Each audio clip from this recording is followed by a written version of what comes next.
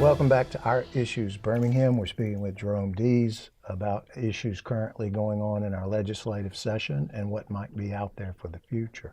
So you mentioned a couple of three things on as we were closing for commercial break. Let's talk about public transportation. Yeah. We are woefully inadequate in this state. I speak from Birmingham's perspective, which, as you know, from being here, it's just hard to get around. I mean, Yes. It took forever to get things like Uber, but you're not talking about that. You're talking more of mass transit, aren't you? Correct. So what can we do? How do we fix what's so broken and doesn't seem to have, the money to put in place? How do we make that different? Well, one of the big things that I've noticed just from researching this topic over several years is that Alabama is one of 4 states in the entire country that does not designate statewide funding for public transit. And we are one of 4 states in the entire country. Well, that's better than normal. We're usually the only one. Yeah, that's true. That's true. So I guess curious, that's what are the others? Incremental progress. What are the others? I honestly don't can't think remember. of those off the top of my head. But once again, Alabama falls in the bottom 5, which is unfortunately no shocker. But in this past legislative session, we just recently, created a vessel for which funding for public transportation could be put into to designate to specific projects.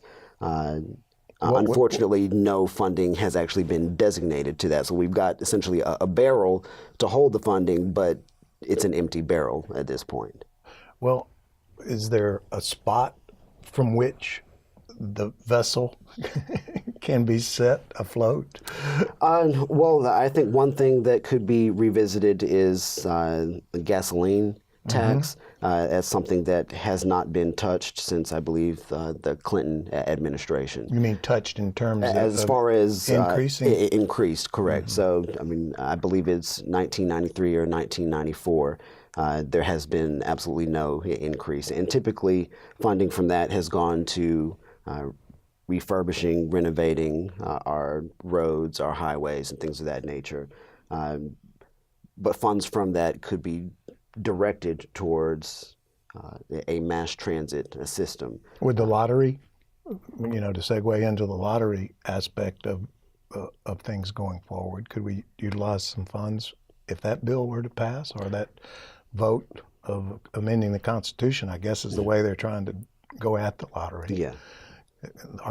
Is that a possible spot to I fund? hadn't heard discussion about that. That's something that I would certainly be open to.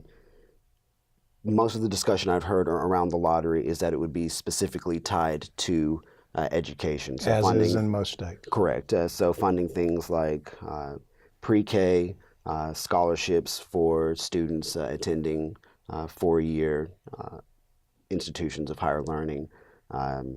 I know from my time in Florida, the vast majority of their funding went to what were called Bright Futures scholarships. And so if graduating high school senior was a resident of the state of Florida and graduated with a 3.0 GPA, they would have X amount of dollars sent to them via scholarship to attend any state university. If they had a 3.5 GPA or higher, they would essentially have their tuition covered.